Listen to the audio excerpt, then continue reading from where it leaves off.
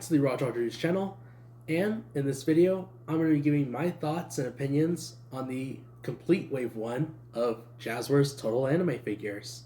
I had put a community post not too long ago saying if you guys want to see my opinion and thoughts of the entire Wave 1, and you guys really want to see it, so I'm going to be doing it in 3 different categories, with it being quality, price, and the complete overview of what I think about it. So covering the first section, which is the quality of the figures, the way that they were reviewed started at a rocky start, especially with Itadori, but I'm going to just go ahead and state that it was a lemon. Itadori ended up becoming like a defect because of the foot. It had broken off. But other than that, all the other figures have amazing quality, and Itadori has, really, really great quality as well. Because if you look at these figures up close, like you guys have been seeing in these reviews that I did, it's an amazing lineup, honestly. Each figure is like it just came out of the anime. They stick to the colors, everything is perfect. And that's another thing I wanted to point out. I had pointed out with Itadori especially that it was surprising how shocking the difference was between Bandai's anime heroes compared to this one. And you could see that the colorway was totally different. And Jazwares got it on point. Even the scale. I love how these figures are to scale. And that is a really neat detail. They're not the same height, nothing like that. They are scaled at their particular height, which is a really nice detail to add on to that.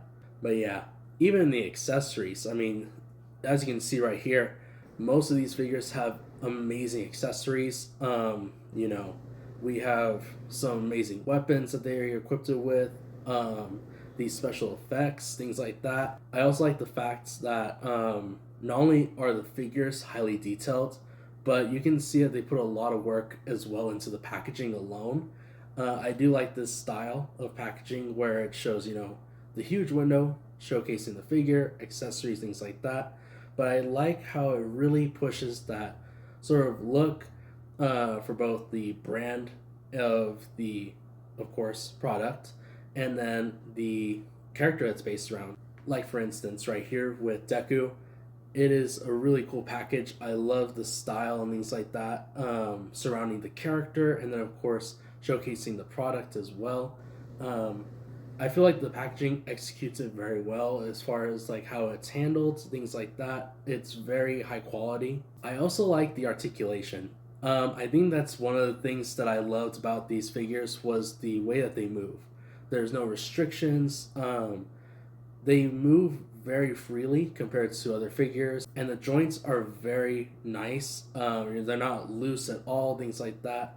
And that's what I was stating before is, I'm sure if they were to re-release Itadori in some time or now, he probably wouldn't have that defect. So I'm really hoping that people don't stumble upon that. But yeah, overall, packaging is great. The figures are amazing. And of course, like you guys have seen in both the reviews and here right now, they are, outstanding figures altogether. So that pretty much covers the quality as far as like that. And going on to the next topic, which would be the pricing of the figures. Again, these are very well done characters. They are not cheaply made. You can tell that they have a lot of work put into them. And each figure is like about $19.99, pure figure right here. And you can get them lower than that. Like GameStop's selling these guys, and I believe with the pro membership, you can get them right like $2 cheaper, things like that. But yeah, if you're not wanting to go and like spend tons of money on SH Figuarts or some other high-end figure lineup, this is perfect. These are very high quality characters. They're not cheaply made, like I mentioned before, and the accessories alone make up for it. I've mentioned with Anya, for instance, having the giant TV included with her. Deku here with the amazing like special effects with the One for All, and then of course Yuji, and then we have Aaron here with his ODM gear. It's a really neat idea of having these cool accessories included with these figures. Because yet again, with Bandai's Anime Heroes, it's not bad, but for instance, I would take this Deku any day compared to theirs, just because this one looks more like Deku. So yeah, for $19 a piece, you're getting some high-end figures from this lineup, and it's just really cool to have them on display like this. And any anime collector is gonna want to get these for their collection for sure.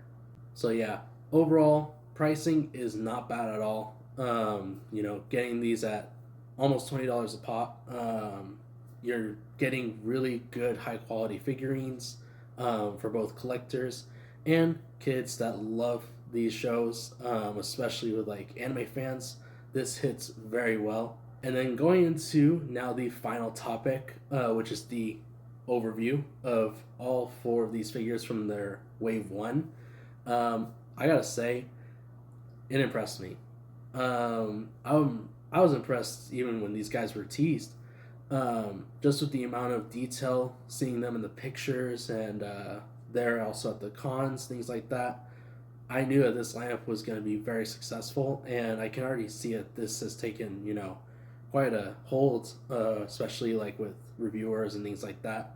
So yeah, this is definitely a really cool lineup, and I'm happy to at least review these ones right here. And that's another thing I wanted to talk about was this is sort of like my thoughts. So as you can see right here, there's a huge thing that all of these guys have in common, and that's not just being anime figures. But the one thing that they have in common is that they are the main protagonists of their anime.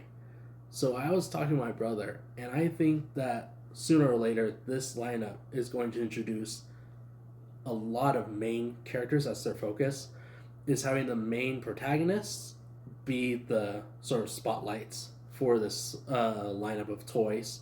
So like for instance, if they get their hands on the toy license, they could bring Luffy, Goku, so many other characters, and then it doesn't just stop from Toei, but they could go on and span to other animes that are really popular right now and include them as well.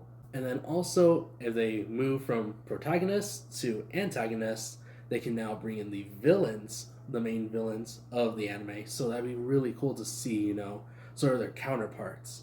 So like you get like Shigaraki, I guess, for Deku. You can get Sukuna for Itadori here. It's going to be really fun. There's a lot of different ideas that this lineup introduces.